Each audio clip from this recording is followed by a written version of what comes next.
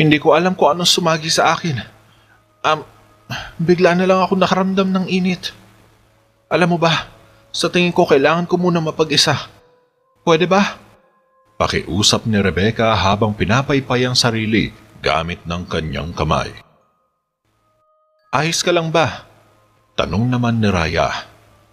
Oo. Ayos lang ako. Talaga, salamat. Ayos lang. Sabay ngiti ni Rebecca at kumaripas papunta sa pinto. Subalit nakausal na si Javier at mabilis na nalak ng spell ang pinto. Sige na, bumukas ka na! Naiinis na wika ni Rebecca habang sinusubukang buksan ang pintuan. Subalit nakakabit na ang kalawit nito sa loob ng lock kaya hindi na ito mabuksan pa. Lumapit naman si Jericho upang tulungan sana si Rebecca na nag-i-hysterical na sa inis. Hayaan mong tulungan kita. Ngunit nakita ni Jericho ang troll arm ni Rebecca at napaatras siya sa takot. Wow! Ano yan? Gulat na tanong ni Jericho. At dito na, nagsimulang mag-transform si Rebecca. Unti-unting kumulubot ang kanyang muka at lumobo ng husto ang kanyang tiyan. Nagsimulang humaba ang mga kamay at paa niya at humaba din ang mga pangil niya sa bibig. Pumuti ang buhok at lumaki ang ilong. Nagimbal tuloy sina Jericho sa nasaksihan. Ano nangyayari? Tulungan niyo siya! Wika ni Raya na halatang nasusuka. Ngunit tuluyan nang nag-transform si Rebecca sa pagiging troll. Isa kang halimaw! Sigaw ni Jericho. Biglang nagblink ang amulet sa necklace ng hari at tiningnan ng masama ang anak na si Jericho. Anong karapatan mo magsalita ng ganyan sa kanya? Galit na saway ni Haring Argo at ngumiti kay Rebecca na parang nagagandahan pa siya sa anyo ngayon ng asawa. Ano bang problema mo? Tingnan mo nga ang itsura niya. Sagot ni Jericho. Hindi ako makapaniwala. Nasusukang sabi ni Raya. Winasak ng troll ang pinto at lumabas na may halong galit. Nagulat uli sina Jericho. Nakita mo na? Pinunit niya lang gamit ang kamay ng isang pinto ang mga bisagra nito. Hindi ba yun magpapamulat sa iyo ng isang bagay? Tanong ni Jericho kay Haring Argo. Tumigil ka! Mataas na boses ng hari. Isa siyang troll, isang higante, kulay abo. Saad pa ni Prinsipe Jericho. Mabaho, sabat ni Raya. Mabahong troll, sang-ayon ni Jericho. Tumigil ka na! Hindi pa ba sapat na nasaktan mo siya? Insultuin niyo muli ang aking asawa. Ito na ang huling bagay na gagawin niyo. Babala ng hari. Napatitig lang sina Raya at Jericho sa kanilang ama habang pinupulot ang mga sandals at korona ni Rebecca at lumabas. Pinuntahan ni Haring Argo ang kanyang asawang troll sa may guest room. Naabutan niyang nakatalikod ito at nakaharap sa bintana. Nilagay ni Haring Argo ang korona at sandals ni Rebecca sa ibabaw ng aparador. Pasensya ka na sa mga narinig mo sa kanila. Pangako, hindi na yun mauulit. Paghingi ng paumanhin ni Haring Argo at lumapit ito kay Rebecca. Naglalaan lang sila ng oras para tanggapin ang katotohanan. Malapit na silang masanay na may madrasta. Sagot ni Rebecca. Paano niya may kukumpara ang ganitong kaganda sa isang troll? Wika ni Haring Argo at hinawakan sa mukha ang asawa. Nagkibit balikat lang si Rebecca na umiiling-iling. Tatanggapin mo pa rin ako? Hindi na ako naghilamos na mukha at lahat. Saad ni Rebecca. Hinalikan nito ni Haring Argo sa noo. Ano yun? Pagtataka ni Rebecca. Ang bango mo. Sobrang bango. Sambit ni Haring Argo at hinalikan sa ilong si Rebecca. Pero halos kasing dumi na ako ng tae. Ani ni Rebecca. Ngumiti lang ang hari. At ganoon din ang mabubuting bagay sa iyo. Sobra akong pinagpala ng mapunta ang isang gaya mo sa aking kastilyo upang makita ang kagandahang mukhang ito araw-araw. Lintaya ni Haring Argo. Tinanggal niya ang kamay sa pisngi ni Rebecca habang may sipon pang nakasalampak dito. Pwes, ang tunay na kagandahan ay makikita lang sa mga matang nagmamahal. Wika naman ni Rebecca. At masaya ako makita ko ito araw-araw. Segunda ng hari at inakay ang asawa sa kama. Tuluyan na ngang nabulag ng pag-ibig si Haring Argo. Naging sunod-sunuran na lang siya sa pamamagitan ng gayuma ni Reyna Rebecca at hindi na niya makontrol ang sarili. Kinabukasan, pumasok ang mga miyembro ng konseho sa council chambers upang lapitan si Haring Argo. Kasama si Mang Rigor at kabalyerong si Nicolas ay sabay-sabay silang nagbaw sa harap ng nakatalikod na hari. Hindi ko alam na kailangan pala natin baguhin ang konseho. Anong ibig sabihin nito? Panimula ng hari. Nagkatinginan sina Nicolas at Mang Rigor na tila nag-aalangan na magsalita. Sige na, magsalita kayo. Utos ni Haring Argo. Bahagyang humakbang si Mang Rigor at siya na ang nagpresenta sa harap. Natatakot ako sa gagawin ng asawa mo, kamahalan. Wika ni Mang Rigor. Oh, anong tungkol sa kanya? Tanong ng hari. Bahagyang ngumiti si Mang Rigor. Ito isang medyo masela na bagay, kamahalan. Alanganing sabi ng manggagamot. Rigor, ikaw ang pinagkakatiwalaan kong tagapayo sa loob ng maraming taon. Maaari ka magsalita ayon sa gusto mo. Malumay na utos ni Haring Argo. Hindi ko ipagpalagay na ito ay nakaligtas sa iyong paunawa, kamahalan. Ngunit gusto lang naming tiyakin. Napagtanto mo na ang iyong asawa ay isang troll. Paliwanag ng matanda. Humihingi ako ng paumanhin. Anang ng hari. Gayunpaman, ganyan ang tingin namin. Ang kanyang kalugo at ang ilong. Sambit ni Mang Rigor. Ngumiti lang ang hari. At ang amoy niya. Sabat naman ni Nicolas. Ang amoy? Ano? Tila nagtataka pa ang hari. Meron din siyang kung anong tila. Isang hanay ng mga pangil. Dagdag ni Mang Rigor. Ano? Saglit na natawa si Haring Argo. Hindi ko talaga masasabi na pangil sila. Mas parang vampira.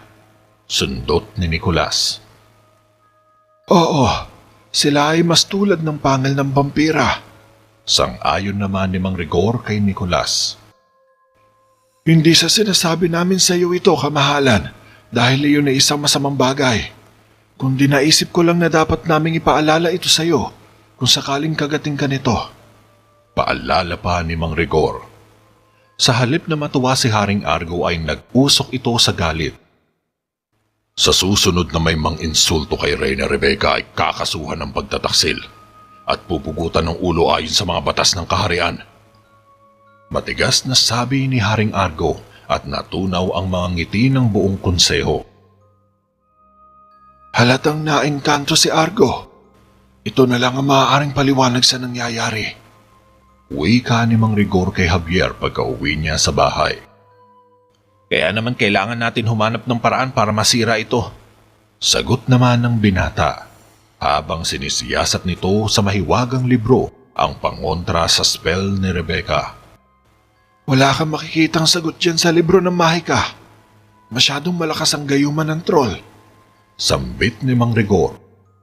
Kung ganon, anong gagawin natin? Tanong naman ni Javier. Dapat ka makipag-usap sa dragon. Kung may paraan para maputol ang gayuman ni Rebecca kay Argo, malalaman niya ito. Ngunit mag-iingat ka. Ang mga dragon at troll ay naging malapit na kaalyado sa nakaraan. Paalala pa ni Mang Rigor sa pamangkin. Sa pagtaas ng sikat ng araw sa labas ay nagpasyang ayain ni Haring Argo ang asawang si Reyna Rebecca na kumain ng tanghalian sa dining table. Kasalukuyang nasa anyong troll ang asawa at tuwang-tuwa ito sa masasarap na pagkaing inihanda sa kanya ng hari. Subalit imbes na lantakan ito ng sariwa ay walang habas niya itong hiningahan upang tuluyang mabulok at maging kasing dumina ng kabayo para mas gumanda sa kanyang aroma. Nasiyahan ka ba sa inihain ko sa'yo? Natutuwang tanong ni Haring Argo. Hindi. Ang bagay na ito ay masyadong masikip. Itinuro ni Rebecca ang kanyang upuan. Sinusubukan bumangon, ngunit ang kanyang malaking balakang ay naipit dito. Parang ito ang ginawa para sa mga unano. Masyadong matigas. Masyadong malinis. Hindi ko man lang malasahan ng pagkain sa lugar na ito. Reklamo ni Rebecca. Kung gayon, ano maaari kong gawin? Tila nag-aalalang tanong ng hari. Naglalakad ako sa bakuran kaninang umaga at hindi ko maiwasang mapansin ang iyong kwadra ay kakatapos lang linisin. Mukhang sayang ang pagtatapon ng lahat ng kaibig-ibig na dumi na iyon. Sagot ni Rebecca. Samantala, tawang-tawa naman si Gamora sa balita ni Javier sa kanya tungkol sa troll.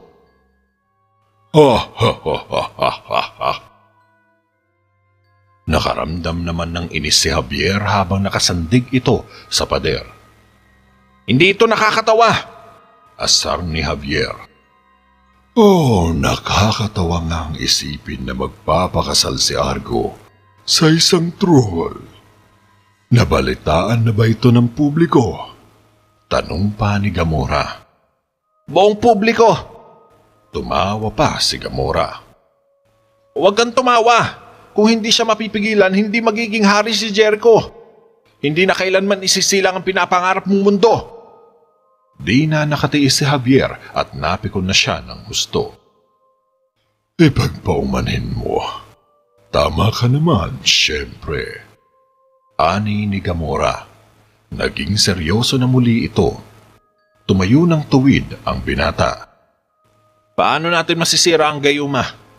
Seryosong tanong ni Javier. Ang mga ito ay hindi masasabing walang kabuluhang mga taktika. Napakalakas ng kapangyarihan ng troll. Ani ni Gamora. Kailangan may paraan. Saad ni Javier. Ang tanging paraan para masira mo ang ganitong klaseng gayuma ay kung mapapaiyak si Argo na may kasamang tunay na pagsisisi. Paliwanag ni Gamora. Paano ko naman yung gagawin? Tanong pa ni Javier. Hindi ko na yan masasagot. Ang estado ng puso ngayon ni Argo ay parang malamig na bato. Wala siyang pinagsisisihan kahit ano. Paalala pa ni Gamora. Salamat. Tingin ko nga. Wika ni Javier at nagpasya na siyang umalis ng kuweba. Batang mangtatawas. Napahinto si Javier at lumingon kay Gamora. Nangako kang palalayain ako. Ang mga tulong na ibinigay ko sa iyo ay huwag mong dalhin sa walang kabuluhan. Turan ni Gamora. Tumangulang si Javier.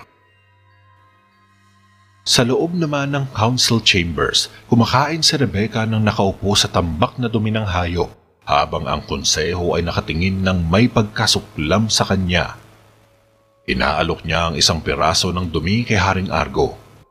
Para sa iyo ito. Ngayon, sabihin mo sa kanila ang tungkol sa ating plano. Mahal ko. Malambing na sabi ni Rebecca. Kinain niya ang dumi na hawak na parang chocolate bars lang. Magpapapasok kami ng mga karagdagang buwis. Wika ni Haring Argo sa buong konseho. Kamahalan, hindi po pwede.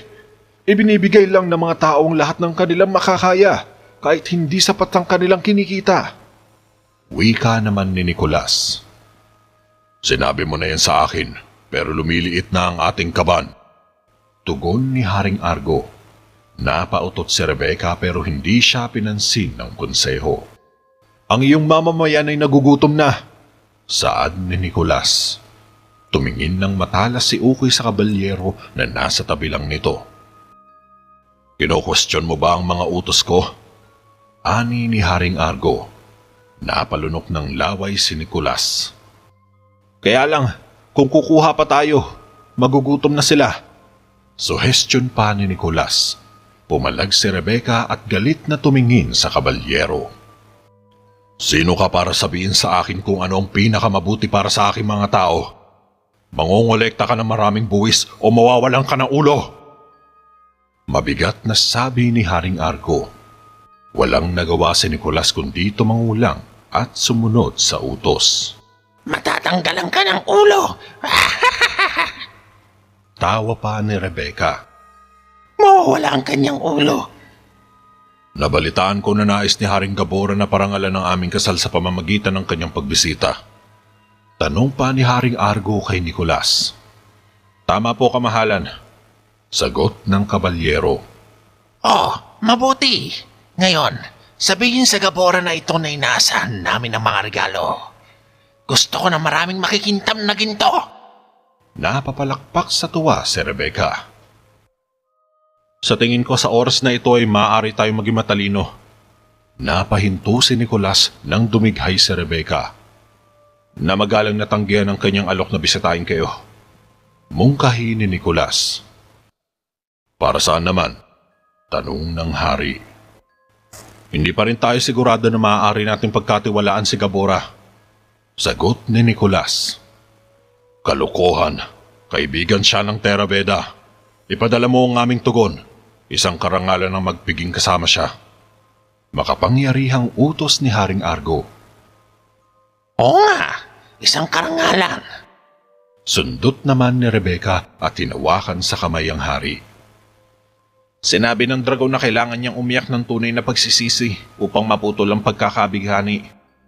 Wika ni Javier sa tiyuhin pagka-uwi sa bahay habang paikot-ikot siya sa gitna ng sala. Pwes, hindi yun magiging madali. Sarado ang puso ni Argo sa lahat. Saad ni Mang Rigor. Pero, hindi kay Jericho. Sambit ni Javier. Kung gayon, isang hakbang lang ang maaari nating gawin. Dapat makita ni Argo ang pagkamatay ng kanyang anak. Wika naman ni Mang Rigor. Kinagabihan, nahiga sa kama si Jericho upang matulog at hinipan ng kandila. Subalit nakarinig siya bigla ng bulong. Edward! Edward! Napatakbo sa takot si Jericho, paalis sa kama at kinuha ang espada sa bedside table niya. Sino nandyan? Nanginginig na tanong ni Jericho. Lumabas si Javier mula sa ilalim ng kama nang nakangiti. Ako to, si Javier. Sambit ng binata. Bumalik ka na naman? Ani ni Jericho. Hindi naman ako umalis eh. Sagot ni Javier. Ibig mo sabihin, tila napaisip si Jericho. Oo, maiksing tugon ng binata. Nanatili ka dyan ng ilang araw? Tanong ni Jericho sabay tutok ng espada kay Javier. Hindi. Siyempre hindi. Sagot ni Javier.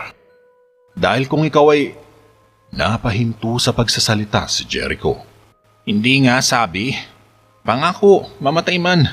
Kaya nga sabi ko sa'yo eh. Ang madrasta mo ay isang troll. Tumayo si Javier at umupo naman si Jericho sa sariling desk niya. Kung sasabihin mong dahil utos ko yun sa'yo, sabay dampot ni Jericho ng patalim na nasa mesa at dinuro kay Javier. Hindi ako pupunta. Hindi ko gagawin. Pero totoo naman na kung nakinig ka lang sa akin eh. Pasensya na. Pero naniniwala talaga kami ni Tiyo na binighani ang iyong ama. Ngayon ay nakahanap na kami ng paraan upang masira ang gayuma. Ngunit kailangan namin ng tulong mo. Pahayag ng binata. Napatitig tuloy ng seryoso si Jericho kay Javier. Makalipas ang ilang sandali, makikitang bihis na si Jericho at sumangguni siya kina Javier at Mang Rigor upang mapag-usapan ang plano. Kaya ang mahusay mong plano ay patayin ako, ganun ba? Patanong na sabi ni Jericho. Hindi. Oo.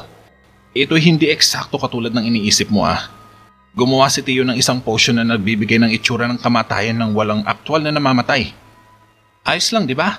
Wala dapat ikabahala. Dadaling ka lang nito sa bingit ng kamatayan. Paliwanag ni Javier. Oo, hanggang bingit lang. Ani ni Jericho. Ganun na nga. Wala tayong pagpipilian. Sagot ni Javier. Pinakita ni Mang Rigor kay Jericho ang maliit na bote na naglalaman ng isang karaniwan na potion. Kailangan nating paiyakin ang iyong ama. Segunda ni Mang Rigor. Lumapit sa kanya ang pamangkin. Nakasandig lang din si Jericho sa likod ng isang haligi. Wala na siyang pakialam sa akin. Sambit naman ni Jericho. Kalokohan yan. Na-impluwensyahan yun ni Rebecca. Kilala ko ang iyong ama sa loob ng maraming taon. Wala pang sino man o anumang bagay na mas pinapahalagaan niya kesa sa inyong dalawa ni Raya. Ngunit ito'y ganap na ligtas. Ang isang solong patak ng lunas ay mababaligtad kaagad ang mga epekto ng potion. Paliwanag naman ni Mang Rigor. Lunas? Anong lunas? Wala kang sinabi tungkol sa lunas. Asam na sabi ni Jericho kay Javier. Akala ko hindi na ito mahalaga pang malaman. Katwiran pa ng binata. Ang potion na ito ay magpapababa ng iyong tibok ng puso at panghinga. Iyon ang kanyang mabisang layunin. At mamatay ka. Dagdag pa ng matandang manggagamot. At binabaliktad ng lunas sa mga epekto?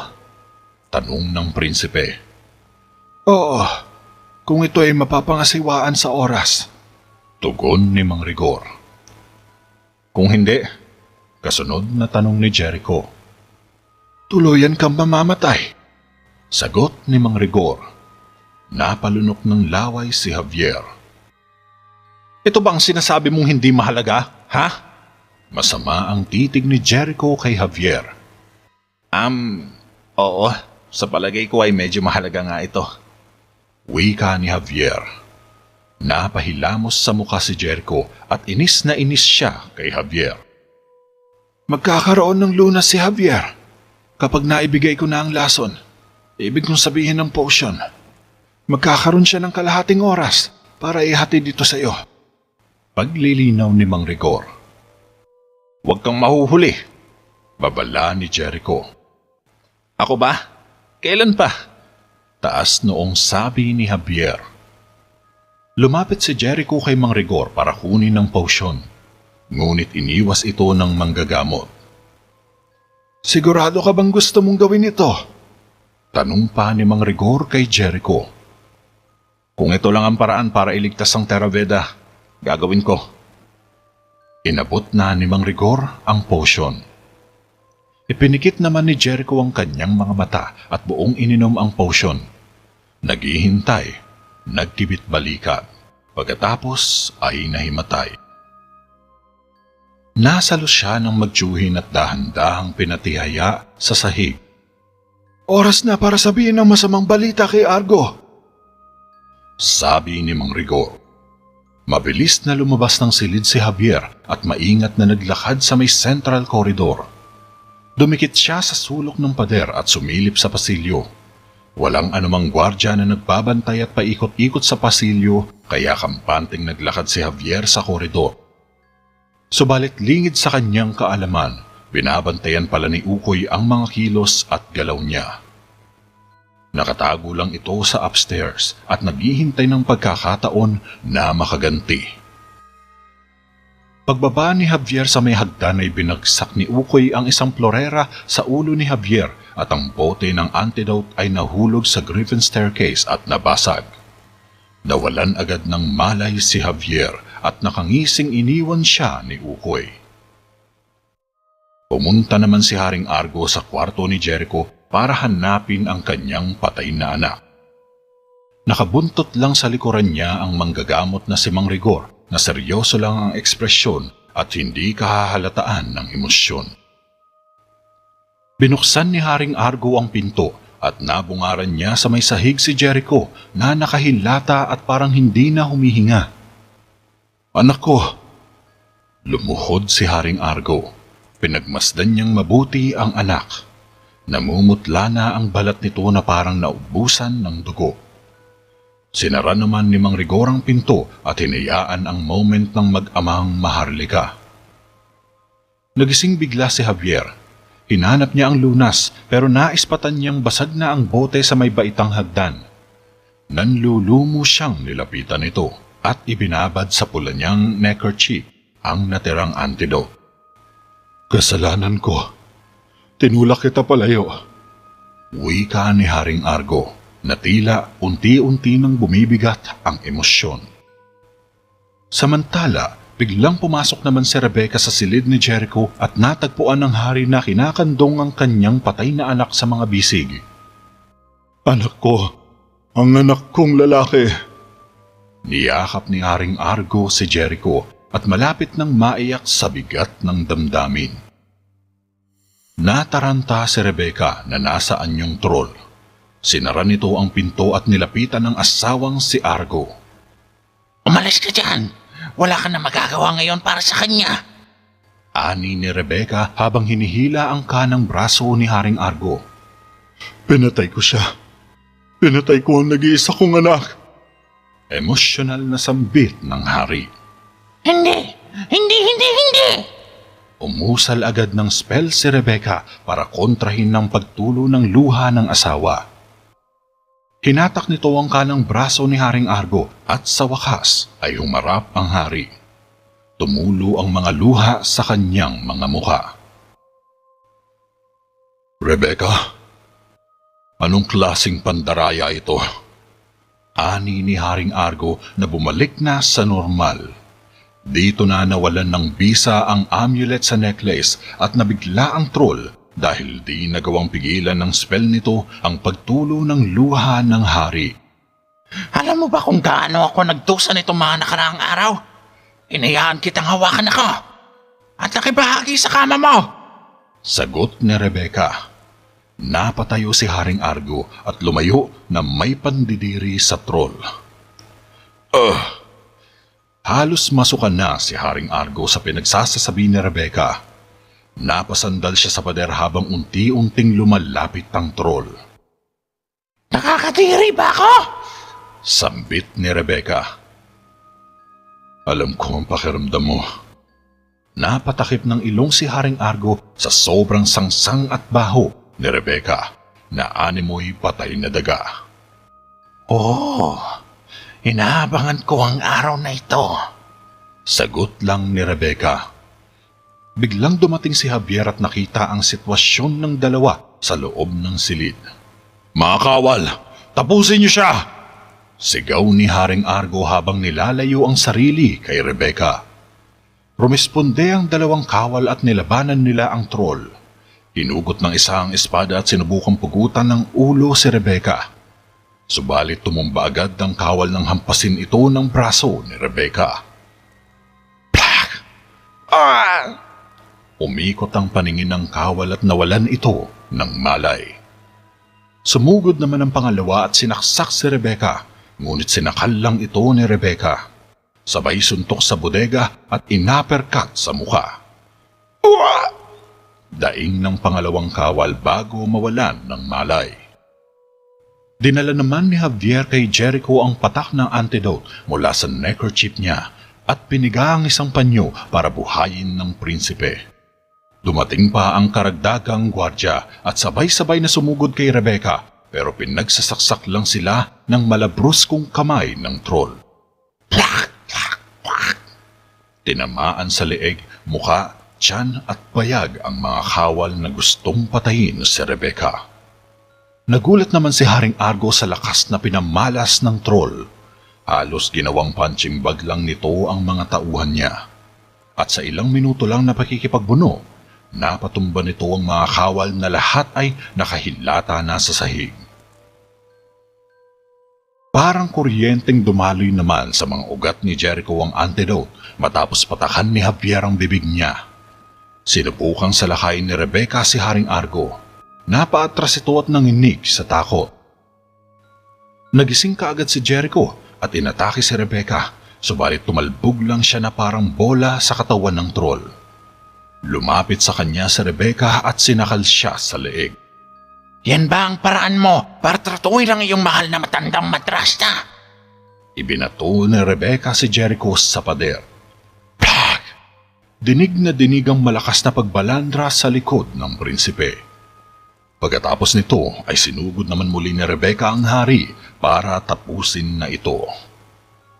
Hinugot ni Haring Argo ang espada niya at tinaga niya sa leeg si Rebecca, pero nakayuko ang troll at sinapak sa mukha ang hari.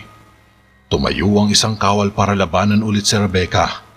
Napalingon si Rebecca at tinapunan ng kawal sa mukha. Ah! Sigaw ng kawal na inuntog ni Rebecca ang ulo sa mukha niya. Bumagsak ang kawal sa pangalawang pagkakataon. Biglang namataan ni Rebecca si Ukoy na kakapasok lang. Sumenyas siya agad sa aliping kuba. Pinuntahan ni Ukoy si Jericho na may hawak na itak. Sinaksak nito ang prinsipe. Mabilis na nakailag si Jericho at sinipa sa tiyan si Ukoy. Uwa! Napaatras si Ukoy ng ilang dipa. Nakabawi ulit ito ng lakas at sinugod muli ang prinsipe. Napansin naman ni Jericho ang espada niya sa ibabaw ng tokador at tinusok niya sa tiyan si Ukoy bago pa ito makataga sa kanya. Tumagos ang espada sa likod ni Ukoy at napasandig ito sa pader. Tinungo naman ni Rebecca si Jericho habang ito ay nakatalikod. Napansin ito ni Javier at pabulong na umusal ng spell. Hinila ng spell ang isang alpombra mula sa ilalim ni Rebecca. Mabilis na naslide si Rebecca at napahiga sa sahig. Pinaikot agad ni Jericho sa kamay ang espada at mabilis na tinarak sa tiyan si Rebecca. Napadighay muna at napautot ng troll bago mamatay. Napatakip sa ilong sina Jericho at Javier nang umalingasaw ang nakakasulasok na utot ng troll. Kinabukasan, inayang mag-almusal ni Haring Argo si Prinsipe Jericho sa dining table. Tahimik lang na kumakain ng prutas si Jericho. Nahihiyang tiningnan ni Haring Argo ang anak na tinanggalan niya ng karapatan sa palasyo. Gusto kong pasalamatan ka sa paglantad sa pag-ataking ito sa ating estado. Muli, ginamit ang mahika upang hampasin ang puso ng Terabeda. Wika ni Haring Argo. Ibig mong sabihin ang puso mo. Ilang gabi ba kayo nagsama ng troll sa kama? Tanong ni Jericho na tila may kasamang pang-aasar. Malinaw na nasa ilalim ako ng kanyang gayuma. Tumikhim si Jericho at natawa. Marami akong ginawa na pinagsisisihan ko. Dagdag pa ni Haring Argo. Ama, ayaw ko talaga malaman ang detalye ng gabing yun. Sabay tawa ni Jericho. Makaraan ng ilang sandali, naispatan naman ni Jericho si Javier na naglalakad sa koridor. Javier, gusto kong malaman mo na hindi na kita pinagdududahan. Sige, siguro ginawa ko, pero sarili mong kasalanan din yun. Meron kang kahinahinalang tingin kay Rebecca. Palipat-lipat, parang may tinatago ka. Ani ni Jericho. Para akong isang bukas na libro. Madali mong mababasa. Palusot ni Javier. Hindi ako naniniwala doon kahit isang segundo. Gayunpaman, alam ko na kung wala ang tulong mo, baka nagkaroon na ako ng isang madrastang troll. Wika ni Jericho at saglit na natahimik ang dalawa. Bueno, salamat. Wika ni Jericho, sabay tinapik sa balikat si Javier. Sinabayan siya ng binata at muntik na silang magkayakapan. Wow, anong ginagawa mo? Umiwas agad si Jericho na parang nababaklaan sa tagpo nila. Akala ko ba papayakap ka? Tugon ni Javier. Hindi! Mataray na sabi ni Jericho. Hindi. Sagot naman ni Javier at tinayaran din si Jericho. Sa susunod na kabanata, isang hindi nakakapinsalang salamangka ni Javier ang nagpabagsik sa galit ni Haring Argo sa mga mangkukulam. Kaya nag-arkila ito ng isang batikang witchfinder para hanapin ang mangkukulam sa Terraveda. Subalit inakusahan ng witchfinder si Javier bilang mangkukulam, ngunit biglang nagpaubaya si Mang Rigor para protektahan si Javier. At ang naging hatol niya sa konseho ay sunugin ng buhay sa pulos. Kaya dapat alamin ni Javier kung paano ginawa ng witchfinder ang peking ebidensya sa kanya. Ilantad ito at iligtas sa kamatayan si Mang Rigor.